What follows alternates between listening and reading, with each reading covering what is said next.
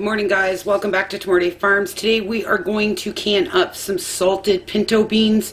This is a Rebel canning style way of doing beans. I don't soak them, I just wash them really well. But we are going to use the Cuisinart cast iron burner. I'm going to show that to you guys as well, because there's been a lot of questions regarding glass top stoves. I do have a glass top stove. I do have an All-American, and that's what we're going to use on the burner. This is a great burner. So if you guys have a glass top stove and you don't want a pressure can on it or a water bath can, whatever the situation may be, this might be an alternative instead of buying one of those 3-burner, 2-burner propane stoves, which we have as well in our outdoor kitchen. But this is great for in the house. So I'm going to pause you guys and take you over to the Cuisinart burner. We'll start there and then we'll get making these really good beans. Alright guys, so here is the Cuisinart burner. This is, I can't talk about this one enough, and it's a real economical way to do pressure canning if you're not comfortable using your glass top stove. I use mine. I use a Presto and an All-American both on mine.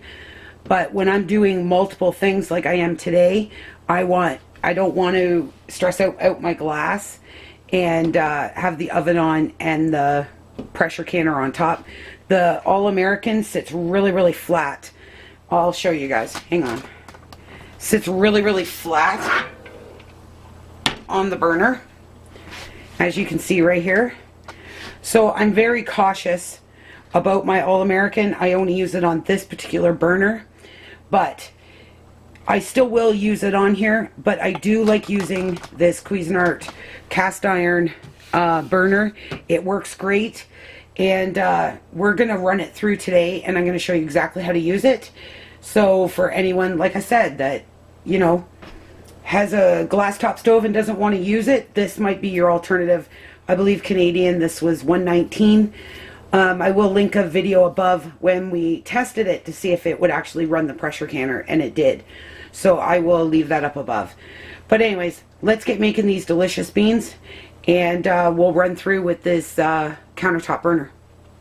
So guys, so this is salted pork right here. This just brings your beans alive. Really good way to do an alternative salt. You can eat this. I even use this salted pork in my green beans when I cook them, and it's really good. So that's what we're going to do today, and I just wanted to show you what it looks like. This is ours, but you can purchase it into a grocery store as well. Butchers also have it, so it's fairly easy to find, and it's very inexpensive. So we're just going to drop one of these in each jar. I'm just going to do 4 jars with you, and then I'll show you this canner. So like I said, this is Rebel canning. I'm just dropping half a cup level in each jar. Picked through here. Most of the times I don't find anything in my beans. I don't really have that issue, but I always check just in case. And I'm just going to fill it up with water to 1-inch headspace.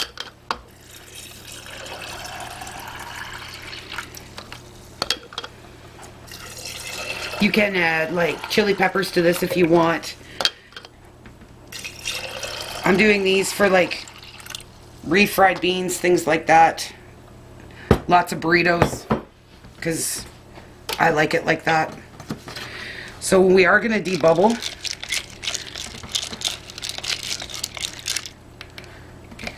There is always a lot of questions regarding using a glass top stove to can on, and I think it really depends on the person, how comfortable they are canning on a glass top stove. I get a lot of questions regarding it, because I literally do everything on my glass top stove. So we're going to wipe those rims. We debubbled. And if you guys haven't used a Lazy Susan yet to do your canning, I'm telling you right now, it saves you so much time. Gonna have to get one more lid, and we're gonna pop this in the canner. And then when I get all my jars filled, I will bring you back. I do have it on a 3 right now, warming up. I have the recommended amount of water in my canner. That will depend on your manual, so please check your manual.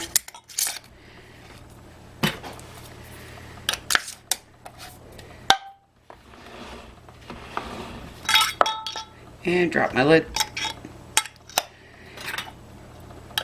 So this salted pork will just, it just gets really nice inside the jars. I've used this salted pork for molasses ones as well.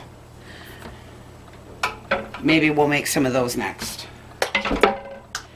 Alright guys, so I'm going to get this filled and then I'll bring you right back. Alright guys, so my canner is now full. I'm just going to make sure that's right on there. I'm going to turn it up to 5. And I'm going to put my lid on now.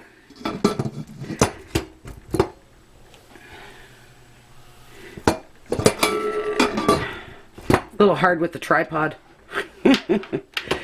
So I'm just going to make sure I have enough. I'm going to have to tighten everything down after.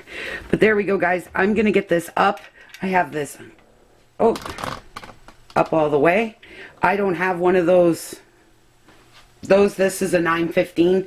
This is the older model. This was my very first canner. So Michael, he got this for me. So I'm just going to check my gaps all the way around.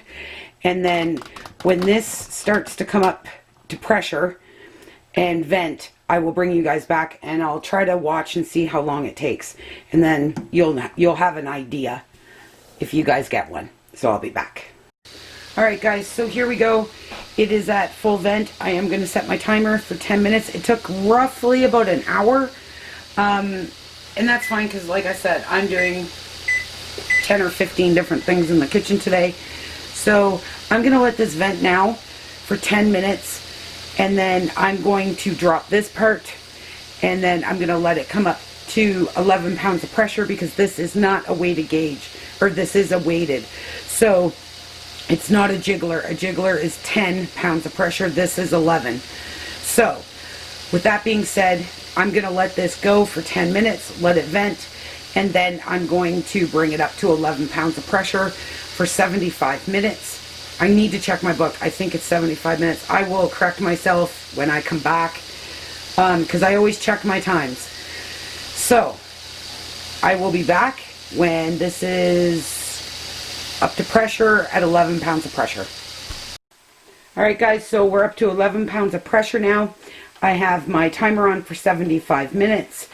And now I'm just going to start working very slowly, making sure it stays at 11 pounds of pressure.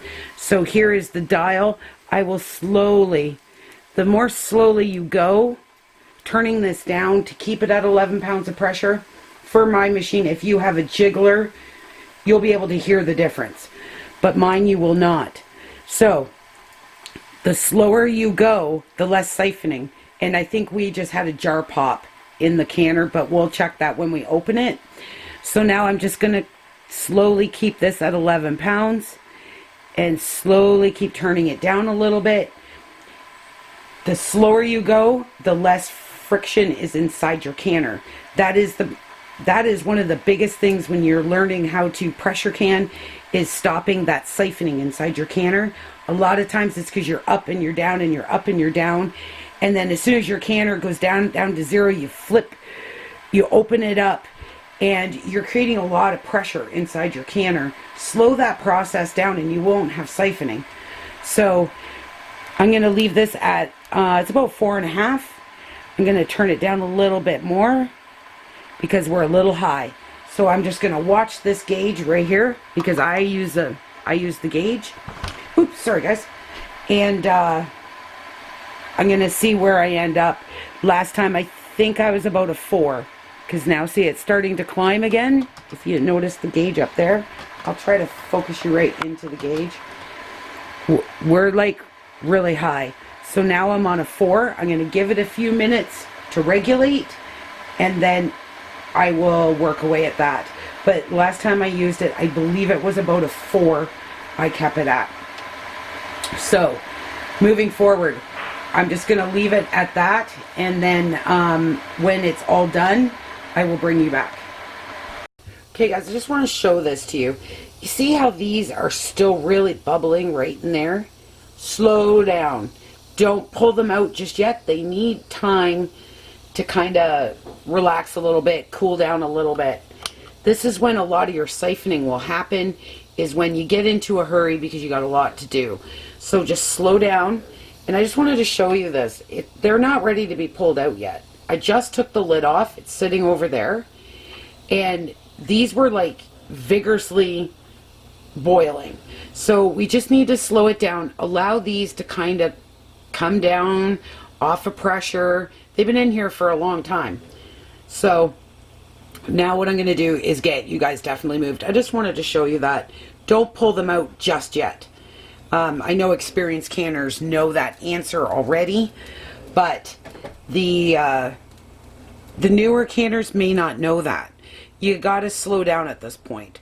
So I'm just going to get you guys paused and moved, and then we'll get these jars out of here as soon as these slow down a little bit. Alright, so I'm going to get these out. Keep in mind, these were Rebel canned, okay? And they will still puff up quite a bit in the jars.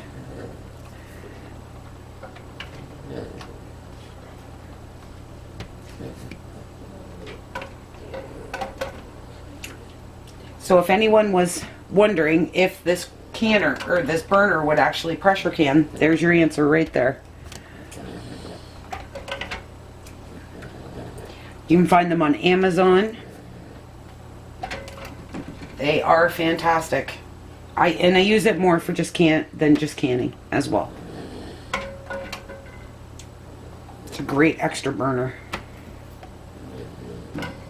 Alright guys, there's our salted pork pinto beans.